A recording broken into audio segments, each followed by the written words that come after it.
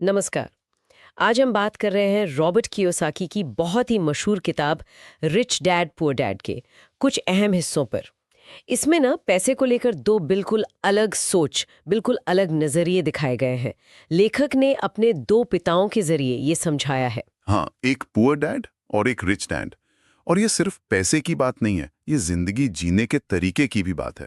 उनके जो असली पिता थे, जिन्हें वो पुअर डैड कहते हैं, वो काफ़ी पढ़े लिखे थे, अच्छी सरकारी नौकरी में थे और वो मानते थे कि भाई अच्छी तनख्वाह मिल जाए, जॉब सिक्योरिटी हो, बस उनका फलसफा था पैसे के लिए काम करो। और दूसरी तरफ थे रिच डैड, जो उनके दोस्त के पिता थे। ज्यादा पढ़े लिखे नहीं, पर अपना बिजनेस करते थे।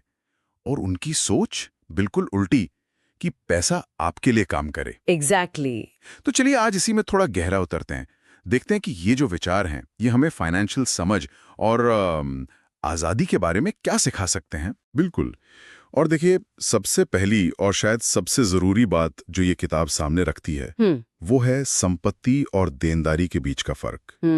एसेट्स और लायबिलिटीज। संपत्ति और देनदारी। हाँ, ये सिर्फ अकाउंटिंग के शब्द नहीं है। ये एक सोच है, एक माइंडसेट है। बिल्कुल आसान भाषा में अगर कहें तो संपत्ति यानी एसेट वो चीज है जो आपकी जेब में पैसा डालती है रेगुलरली। ओके। और देनदारी यानी लायबिलिटी वो है जो आपकी जेब से पैसा निकालती है।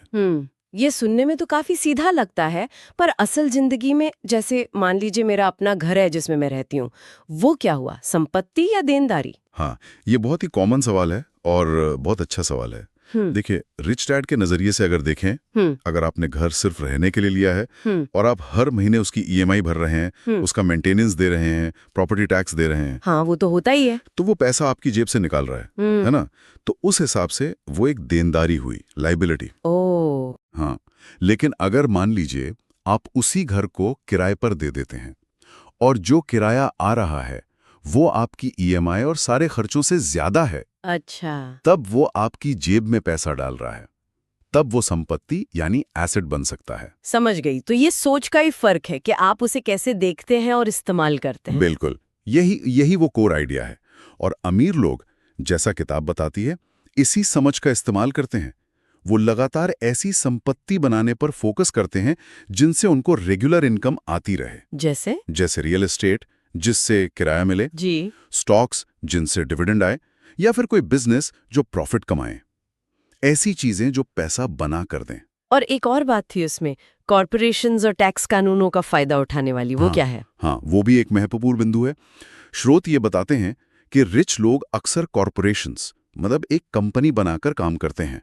और ऐसा करने से ना